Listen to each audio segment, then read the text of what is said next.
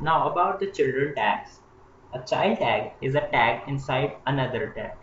As you can see, this p tag is inside the body tag, and this p tag is child of this body tag.